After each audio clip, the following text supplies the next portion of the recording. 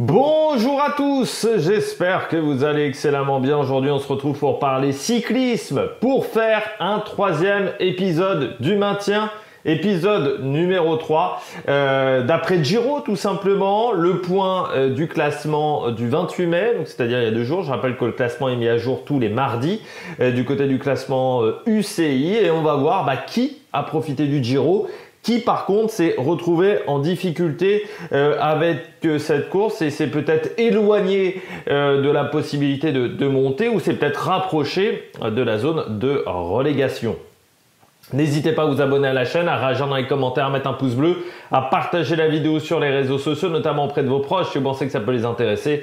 Dans les commentaires, n'hésitez pas à me dire qui vous a plu, qui vous a déçu sur ce dernier mois, parce que on avait fait le dernier point, c'était le 30 avril, donc ça fait quasiment un mois, c'était juste avant le Giro, et là on fait un point juste après le Giro. Quand vous abonnez à la chaîne, vous pouvez rajouter la petite cloche, comme ça vous êtes au courant des dernières vidéos qui sortent sur la chaîne. N'hésitez pas également, si vous avez les moyens, à faire un super thanks, ça permet de soutenir également mon travail, et plus vous cliquez rapidement sur la notification, plus elle est mise en avant par YouTube.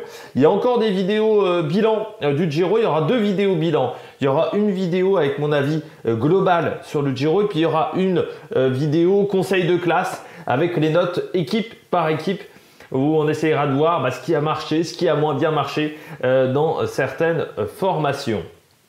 On commence tout de suite avec le maintien et les équipes. Je vais vous montrer, là c'est le bas de classement, mais on va montrer, enfin le bas de classement, on va montrer le haut, tout en haut, on est déjà dessus, pardon, c'est donc UAE, Team Emirates qui est toujours en première position, alors que j'ai tout qui se barre en cacahuète, donc UAE, oui voilà, si je change d'écran, ça va pas le faire.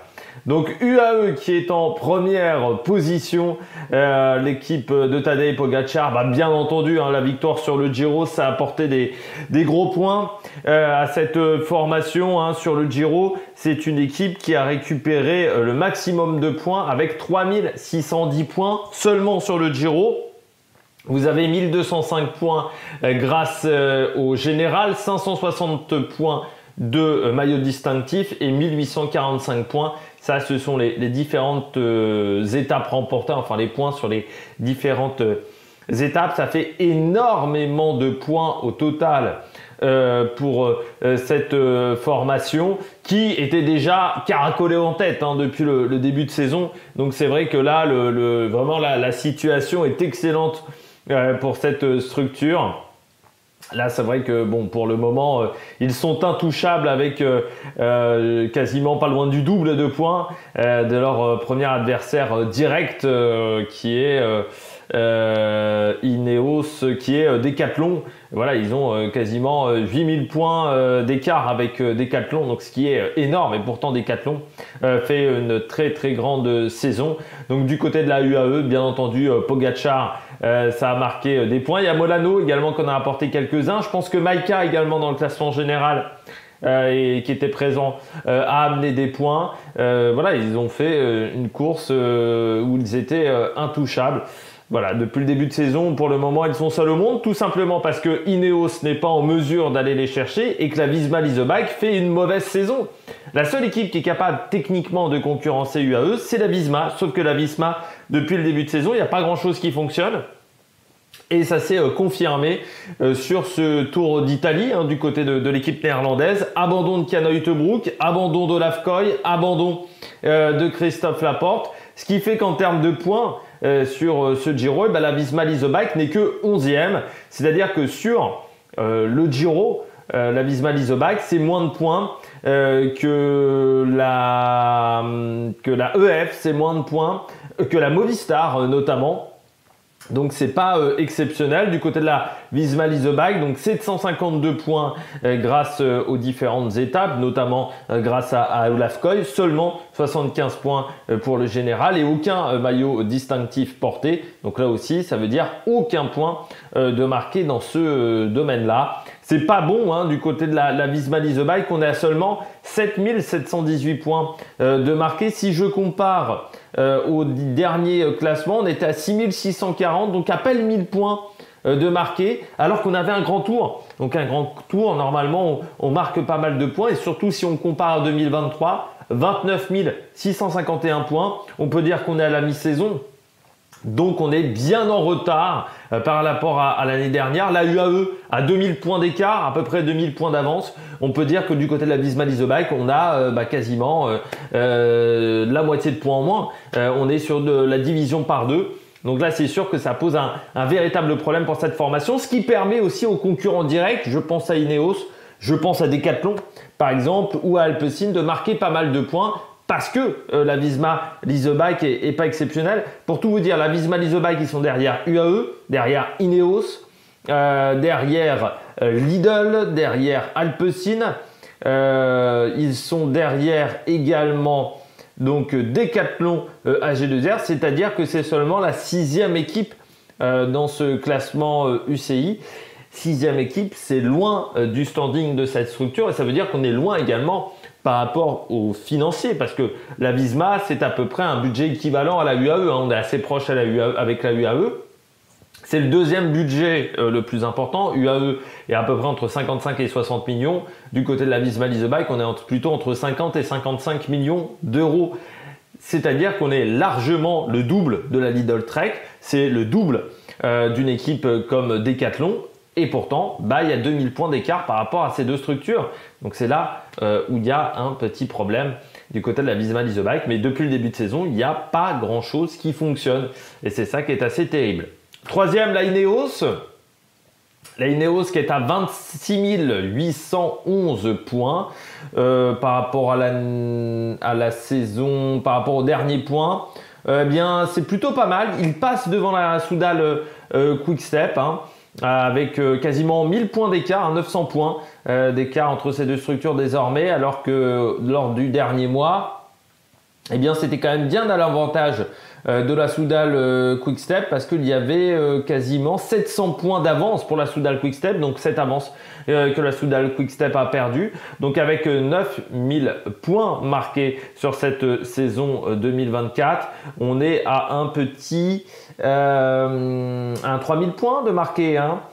Oui, 3000 points de marqué grâce notamment au Giro. C'est la deuxième structure qui a marqué le plus de points sur le Giro. Pourtant, le Giro qui a été bon du côté de la Ineos, notamment 2 victoires d'étape. Également la troisième place au classement général de notre ami Geraint Thomas. Plus 20 points pour Narvaez qui a porté le maillot rose pendant un jour. C'est 20 points UCI et ça compte. Donc 1736 points de classement d'étape, 1215 points de classement général et 20 points pour le maillot rose de Narvaez qui fait 2971 points. C'est la deuxième équipe qui a marqué le plus de points et c'est surtout 1000 points d'avance par rapport au troisième de ce classement. Donc ça veut dire que voilà, c'est une structure qui a réussi à faire un beau niveau de performance sur ce Giro et c'était important parce que l'année dernière ils avaient déjà fait un bon Giro avec Geraint Thomas, donc il fallait réussir à cultiver ce premier grand tour de la saison qu'il aura plutôt réussi, contrairement à la Vuelta. Par exemple, l'année dernière, la Vuelta n'avait pas été excellente, à part Ghana qui avait réussi à faire des places sur les sprints, mais au niveau du classement général, il n'avait pas été présent. Le Tour de France, où ça avait été bon avec Rodriguez, il y avait une victoire d'étape et il y avait eu la 4e ou 5e place au général, je ne sais plus, pour Carlos Rodriguez. Mais à part Carlos Rodriguez, derrière, ça avait eu du mal. Sauf que là, on a Geraint Thomas. Faut pas oublier également Arensman qui est dans le top 10 et l'année dernière il y avait déjà eu ces deux coureurs-là dans le top 10 donc c'était très très important pour cette structure d'aller marquer des points pour le classement général parce que fallait essayer de marquer autant de points que l'année dernière, ce qui fait que cette équipe Ineos Grenadiers eh bien, elle est à 9000 points, c'est-à-dire qu'elle est légèrement en avance par rapport à son classement 2023. On a quelques points d'avance par rapport au classement 2023, mais ça veut dire qu'on est à peu près sur les mêmes eaux. Donc, on est à peu près sur du 17 000, 18 000 points en fin de saison. Je rappelle également que Ineos est déjà sauvé pour le classement UCI parce que je rappelle que je pense qu'on sera aux alentours de 24 000 points pour le maintien. Donc là, à 26 811, quasiment 27 000 points, on est assuré du maintien du côté de la Ineos comme pour l'équipe derrière. Donc la Soudal Quick-Step qui rétrograde d'une position malgré un Giro qui a été réussi. Yann Hirt dans le top 10, Vous avez également les victoires de Merlier, plus la victoire de Julien Alaphilippe, plus une deuxième place pour Julien Alaphilippe. C'était derrière Pelayo Sanchez, donc ça fait pas mal de points accumulés, mais face au classement général de la Ineos, eh bien, ce n'était pas suffisant. La Soudal Quick-Step, c'est quand même la 5e équipe en termes de nombre de points sur ce dernier Giro. Ce qui fait la différence, peut-être ce qui leur manque un petit peu, ce sont les points de Merlier.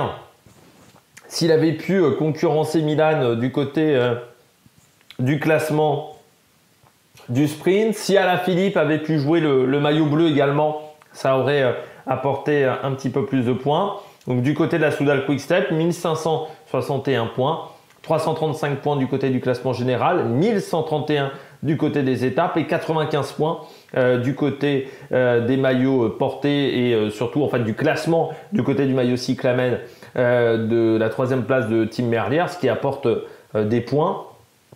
Parce que le port du maillot cyclamen n'apporte pas de points, mais les 3 premiers du maillot cyclamen marquent des points également UCI. Donc ça, c'est plutôt une réussite du côté de la Soudal Quick-Step. Ils sont certes à 300, enfin un peu moins de 300 points, 250 points de la Decathlon AG2R, mais bon, ils sont quand même devant des belles structures. Également, si on compare, ils sont devant la Lidl Trek, donc à budget équivalent. Ils sont devant la Visma, qui a un budget qui est bien plus important. Ils sont devant Alpecin, qui pourtant s'en est bien sorti, devant la Cofidis. Donc c'est plutôt un résultat qui est très intéressant du côté de cette structure.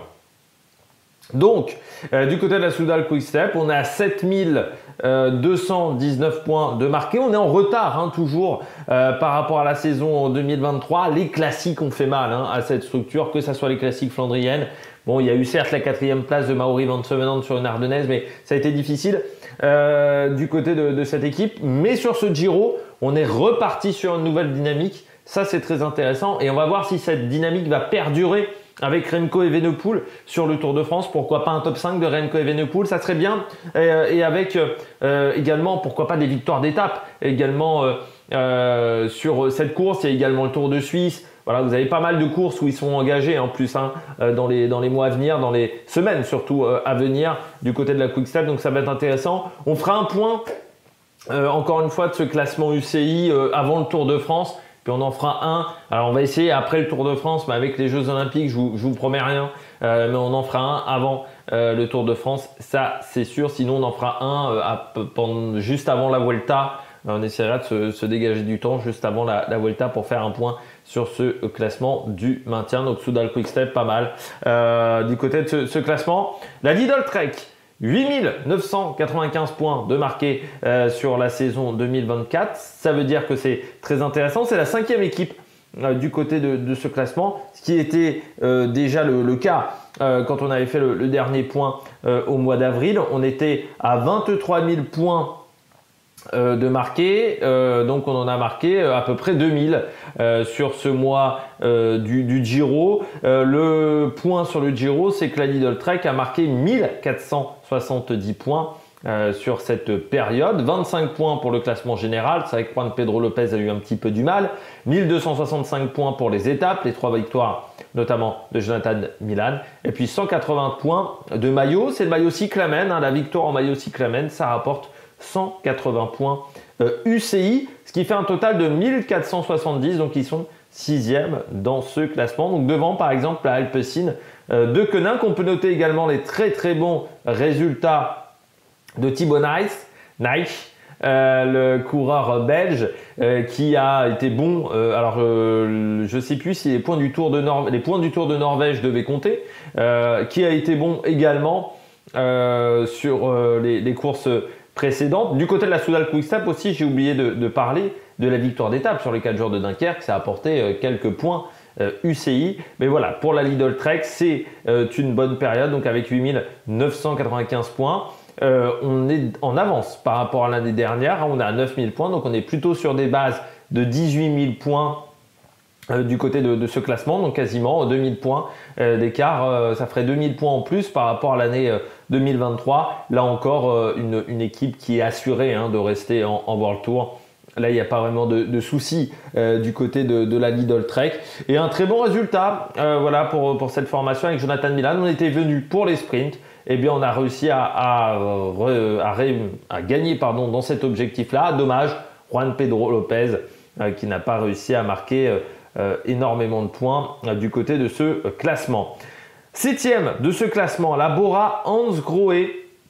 Bientôt Red Bull Bora, 21 018 points, ça c'est sur la période 2023-2025 et 7 693 points de marqués du côté de ce classement 2024. Et bien là, on a gagné des positions du côté de la Bora, on était 10e seulement.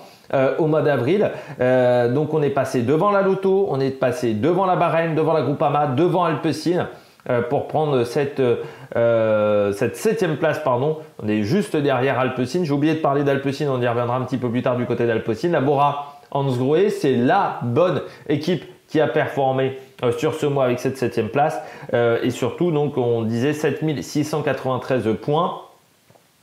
On était à seulement 5299, donc ça veut dire qu'on a bien carburé, notamment du côté de la Bora Hans Grohe, grâce à ce Giro, quasiment 2000 points de marqués pendant ces 3 semaines de compétition, 955 points pour le classement général, notamment Daniel Felipe Martinez, 1033 points grâce au classement des différentes étapes. On pourra regretter même qu'un Florian Lipovic n'ait pas pu finir cette course de 3 semaines. Mais du côté de la Bora Hans Grohe, c'est un très bon résultat et surtout ça compense la saison 2023 qui n'avait vraiment pas été excellente sur les différentes courses. Il marque beaucoup plus de points que sur le Giro 2023 et pourtant il y avait eu du bon Nico Denz. Donc très bon résultat voilà, du côté de la Bora Hans Grohe. Et puis ensuite on arrive sur le Tour de France avec du beau monde. Sur la Vuelta, il y aura également du beau monde du côté de la Bora Hans Grohe. Donc on va avoir certainement des gros résultats et là on avance, on est aussi en avance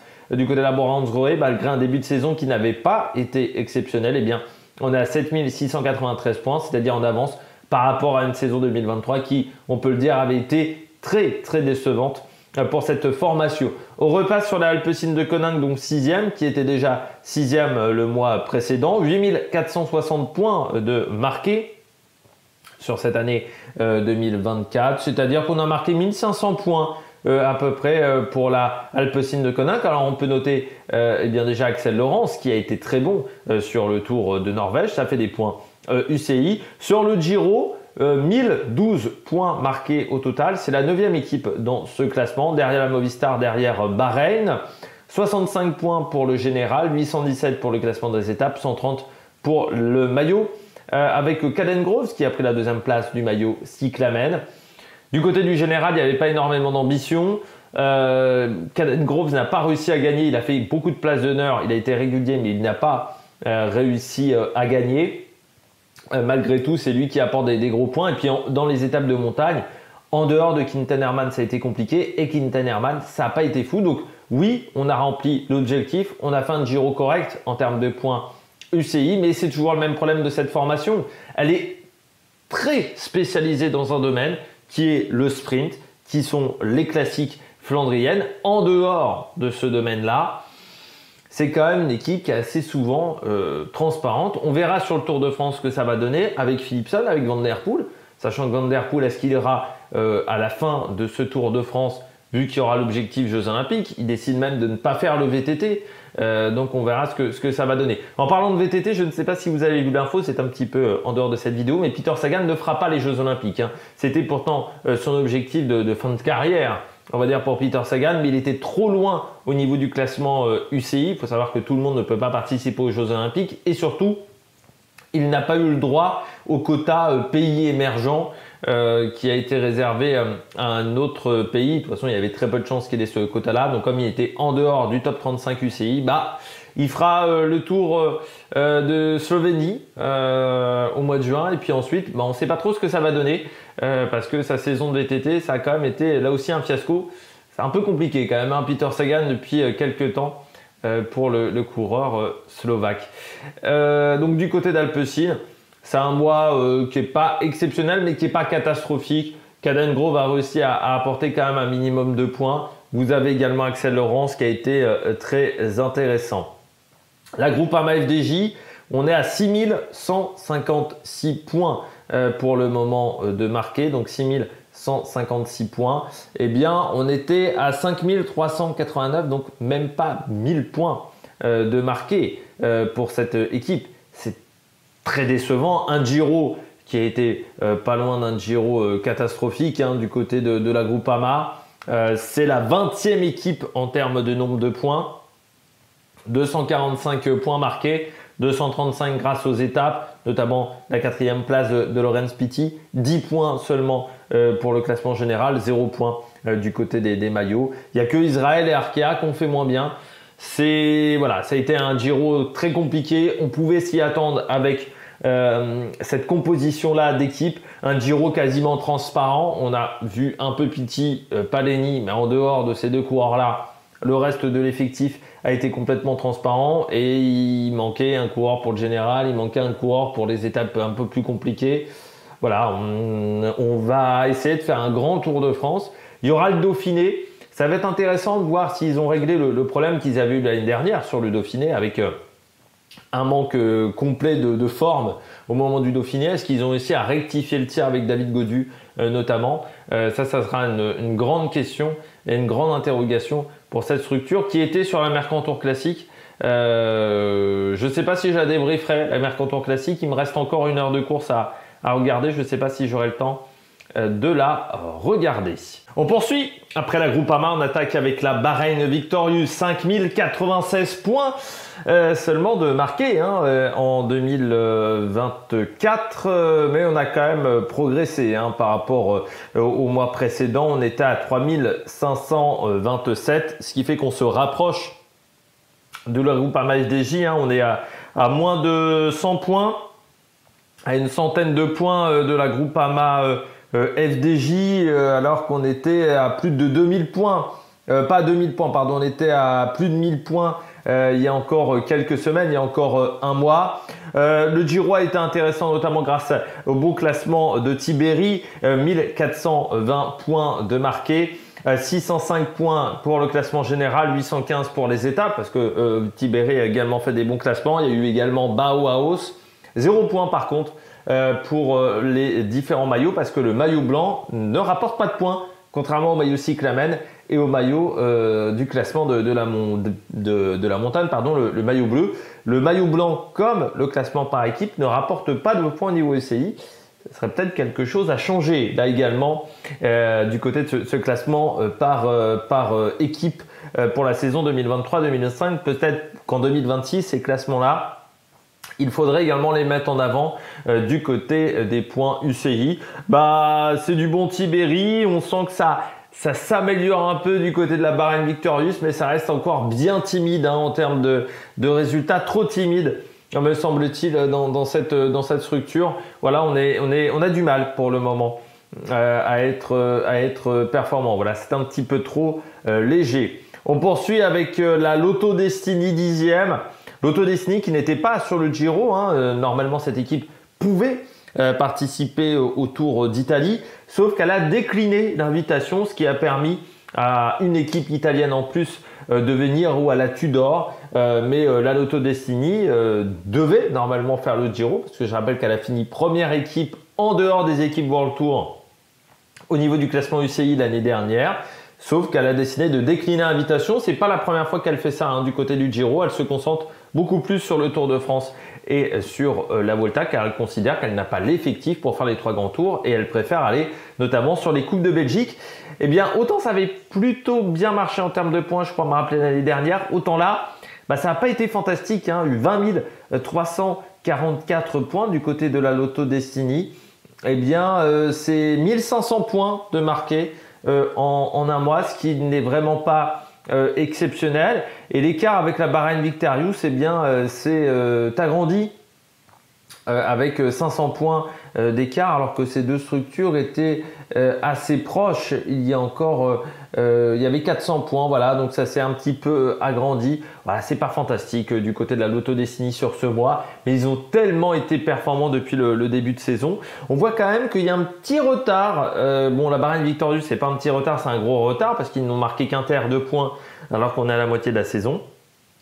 Par contre, du côté de la Lotto Destiny, oui, on est un petit peu en difficulté. Là aussi, comme la Groupama, la Groupama c'était 14 000, donc quasiment 15 000 points. On a 6 000 points de marqués. Et l'année dernière, le Giro, grâce à la 5e place de Thibaut Pinot, ils avaient marqué beaucoup de points, ce qui n'a pas été le cas cette fois-ci. Et là, du côté de la Lotto Destiny, eh bien, le fait de ne pas faire le Giro, ça leur a peut-être coûté des gros points. Et puis surtout, ils voient la 11e équipe derrière se rapprocher, c'est la Decathlon AG2R la mondiale, 9 916 points de marqués, c'est déjà plus que sur l'année 2023. Et ça, c'est la seule équipe qui arrive pour le moment à faire cette performance. C'est pour dire le gap de performance, la différence de performance en positif qu'a réussi à faire cette équipe, cette formation, la Decathlon AG2R, la mondiale. 19 025 points de marqués, donc on commence vraiment à se rapprocher là aussi d'une équipe qui va pouvoir se maintenir, peut-être valider déjà son maintien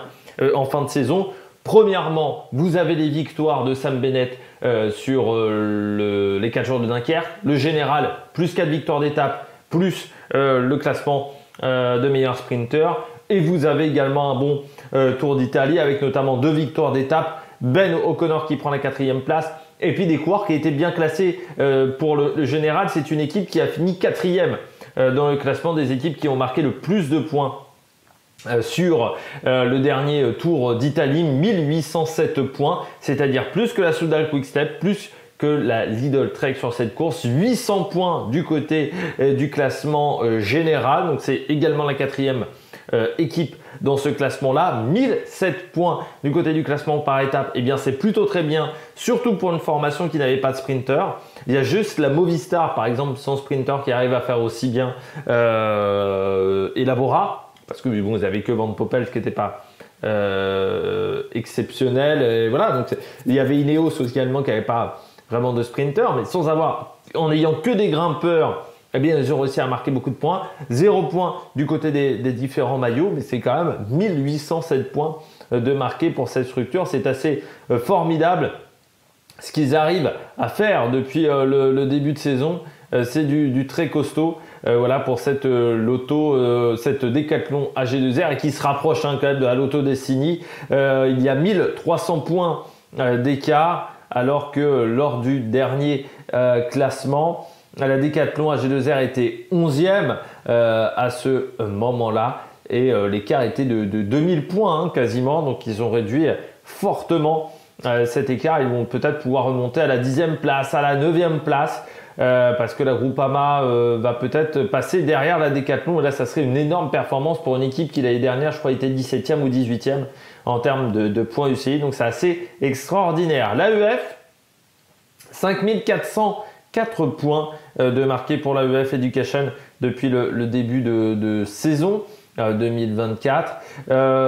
C'est 1200 points à peu près, un peu plus, pardon, 1500 points de marqués. Pas foufou, pas exceptionnel. Ils pourront dire merci à Steinhauser, le coureur allemand. Il leur manque quand même des résultats depuis le début d'année où c'était une équipe qui marquait énormément de points. On rappelle, janvier, février, mars, ils avaient vraiment caracolé en tête. C'est un peu plus compliqué cette année. Ça se voit aussi, c'est une équipe qui est légèrement en retard. Voilà, on était quasiment à 12 000 points l'année dernière. Donc on est légèrement en retard pour l'AEF Education et Z-Post. Heureusement, Nelson Poles va revenir, mais c'est vrai que ça a été un Tour d'Italie qui n'a pas été forcément facile. Alors il marque 925 points, c'est la 10e équipe du côté de ce classement. Il y a eu des 2e places, il y a eu la victoire de Steinhauser, une 3e place également pour le coureur allemand. 75 points du côté du général, malgré le fait qu'on avait Chavez, qu'on avait Steinhauser dans cette structure. Là c'est un petit peu décevant. Et puis à 95 points de maillot, ça c'est pour Steinhauser, mais qui n'a pas réussi à finir 2e, devancé par Pellizzari du côté de ce classement. Donc plutôt un résultat, oui, moyen, voilà. Pour cette structure sur le Tour d'Italie, surtout vu l'effectif qui était engagé au départ, on n'a pas réussi à être suffisamment efficace, voilà, dans les échappées, ce qui fait que on a 5000 points par rapport d'avance par rapport à Arkea, mais on a du mal à avoir une avance significative dans ce classement parce que EF était 12e, donc il reste 12e et c'était à peu près l'écart, il y avait 4000 points, on va dire, donc ils ont un peu augmenté cet écart. Mais ça reste léger. Voilà, il y avait 4200 points. On reste sur un écart qui est trop léger, alors que pourtant la formation Arkea n'a pas fait un bon tour d'Italie. La Jayco Alula, sauvée par Zana, mais vraiment sauvée par Zana. Leur tour d'Italie, 4980 points de marqués. Ils peuvent dire également merci à Renaud Vegan qui a plutôt été performant sur ce mois de mai. Du côté de la Jayco Alula, seulement 748 points de marqués, 185 du classement général grâce à Zana, 563 sur les différentes étapes. Il y a eu un petit peu des marquis. Ça a été quand même un Giro compliqué pour cette structure, notamment Caleb Ewan qui est passé complètement à travers de ce Tour d'Italie. Donc ouais, résultat moyen voilà, pour cette structure en termes de nombre de points. Donc la Jayco Alula, heureusement qu'il y a eu Filippo Zana et parce que Dunbar qui a été absent. Voilà, c'est une équipe qui vit un début de saison qui n'est pas facile. Il y avait 3000 points d'avance. Ça, c'était l'écart avec Arkea. Eh bien, cet écart est toujours assez proche. On est à 3002. L'équipe a marqué en ce dernier mois du côté de la Jayco Alula, à peine 1000 points. On est à 4980 et on était la dernière fois du côté de la Jayco Alula à 3899, donc on n'est pas excellent, pas très haut. La Movistar qui sort de la zone orange, vous savez la zone orange c'est un peu la zone à risque du côté de la Movistar, avec 4478 points de marqués depuis le début de saison. Ils étaient à seulement 2779, donc c'était vraiment pas bon la première partie de saison de cette formation. Et du côté de la Movistar, on a fait un bon Giro, notamment avec Nairo Quintana, notamment avec Pelayo Sanchez. Bon, Gaviria il a été régulier, mais à chaque fois en dehors du top 5. Du côté de cette structure, 1455 points de marqués, 440 points du côté du classement général, 1015 du côté des étapes. On dira merci encore une fois à Pelayo Sanchez et à Nairo Quintana dans cette équipe.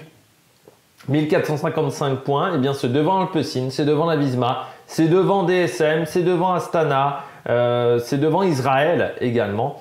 Donc c'est plutôt une très belle performance pour cette structure sur cette partie-là de saison.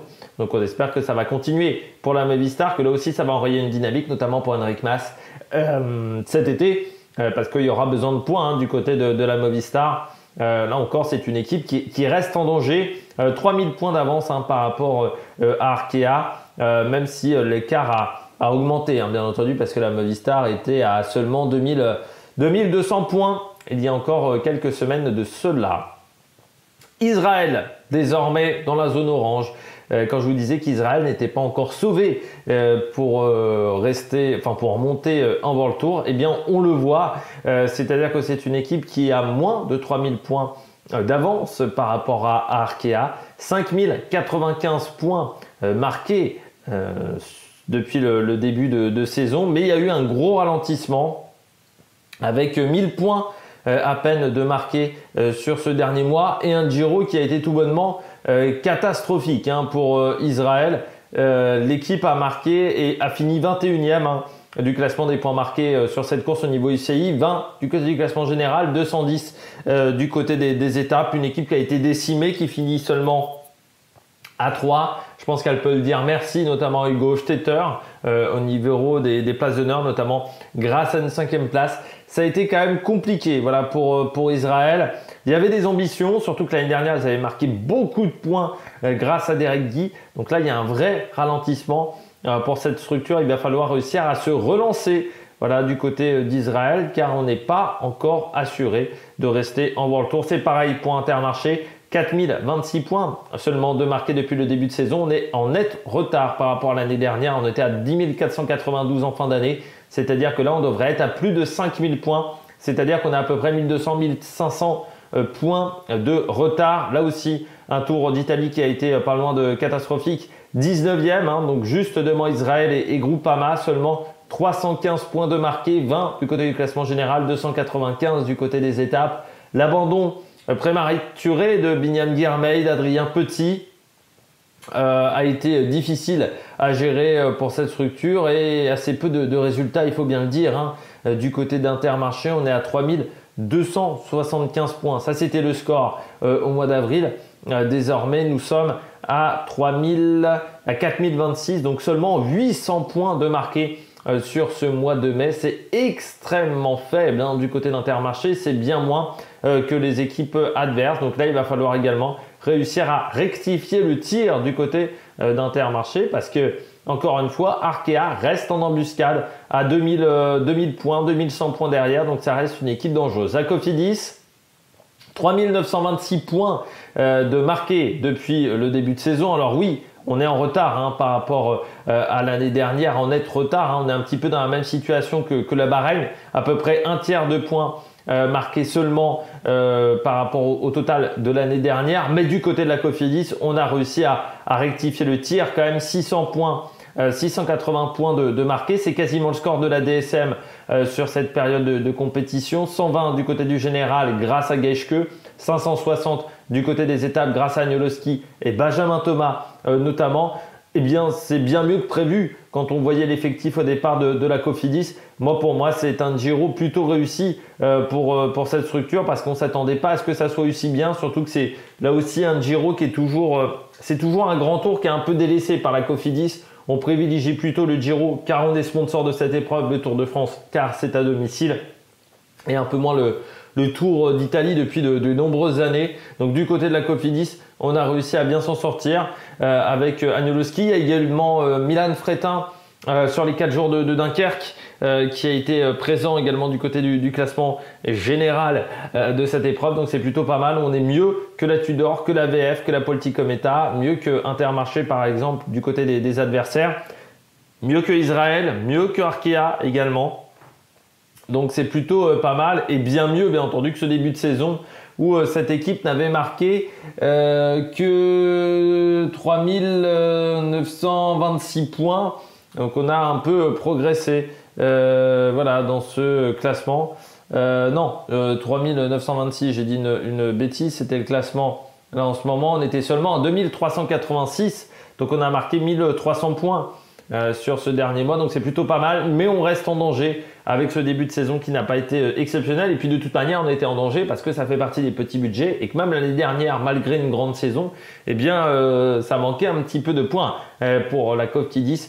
Donc 14 000 points, on a 2000 points d'avance, par rapport, un peu moins de 2000 points d'avance par rapport à la Arkea et puis la DSM qui se retrouve donc 18e dans la zone orange sanguine, on va dire cette zone-là. La DSM toujours 18e cette formation, donc le dernier non relégable.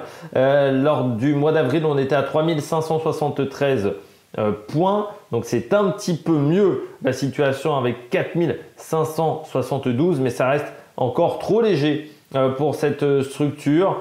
On dira merci à Romain Bardet qui apporte 310 points du côté de sa 9e place pour le classement général, notamment 377 points du côté des étapes, notamment grâce à Andresson avec son top 5, mais également grâce à Romain Bardet.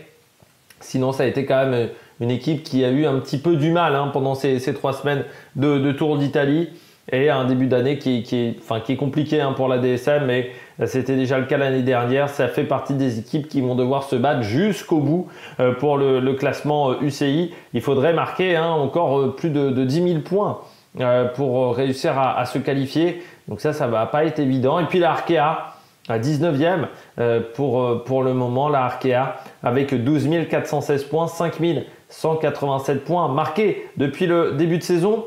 On a senti un net ralentissement sur le dernier Tour d'Italie, seulement 900 points de marqué par rapport au mois d'avril. Et sur le Tour d'Italie, eh bien c'est l'équipe qui a marqué le moins de points, seulement 187 points marqués au niveau UCI, 50 points du côté du classement général, 137 points du côté des étapes. Il y a eu Jente Biermans, il y a eu beaucoup d'attaques de Evan Kosciu, mais Evan Kosciu n'a pas été récompensé au niveau des points UCI, souvent repris, souvent distancé. Et à part la 4e place de Jente Biermans, il n'y a pas grand chose à se mettre sous la dent. Il y a eu une 10e place également pour Donovan Grandin, mais David Decker a eu du mal. Donc voilà, c'est une équipe qui n'a pas réussi à concrétiser et surtout, elle subit le fait que la Cofidis se sent plutôt bien sortie sur ce Giro, comme une équipe comme Astana également s'en est plutôt bien sortie et qui se rapproche un petit peu derrière. Donc voilà, ça n'a pas été une course facile du côté de l'Arkea, pas suffisamment concrétiser les résultats. Et puis on retrouve donc Astana qui est juste derrière Astana du côté du classement général. Non, il y a Uno X même devant Astana avec 10 282 points marqués sur ces 1 an et demi. 3713 marqués depuis le début de saison. Eux, ils sont en légère avance par rapport à l'année dernière. On part plutôt sur une base à 7500 points, voire 8000 points. Et du côté de Astana, eh bien, on est à 9920, donc 2873 depuis le début de saison. C'est encore une fois, c'est pas suffisant pour Astana. Il y a eu du bon Ballerini, il y a eu Fortunato également du côté du classement général. Il leur a manqué Lutsenko, pourquoi pas, pour aller chercher des étapes, mais malade le coureur kazakh. Et puis du côté des équipes Conti, eh bien c'est toujours Total qui est 22e avec 8002 points, mais qui n'arrive pas à remonter sur Astana, sur Uno X qui a toujours 4500 points de retard sur Arkea, plus de 5500 sur DSM. Donc autant vous dire que pour monter en World Tour, c'est impossible. La Tudor, elle progresse. Bon Giro de la Tudor, comme des équipes italiennes, la Bardiani et la Polti-Cometa. Donc ça leur permet de remonter. Et la Bardiani et la Polti-Cometa, dans l'objectif top 30, et bien pour l'instant c'est pas mal. Surtout si on compare à Cairn Pharma, à Medellin, à Bingol, Wallonie, Bruxelles, du côté de ces structures, ou à la Coratec. Eh bien, j'espère que vous avez aimé cette vidéo. Si vous avez aimé cette vidéo, n'hésitez pas à vous abonner à la chaîne, à réagir dans les commentaires, à mettre un pouce bleu. Et puis nous, on se retrouve pour de nouvelles aventures sur la Mec Production. Ciao, ciao!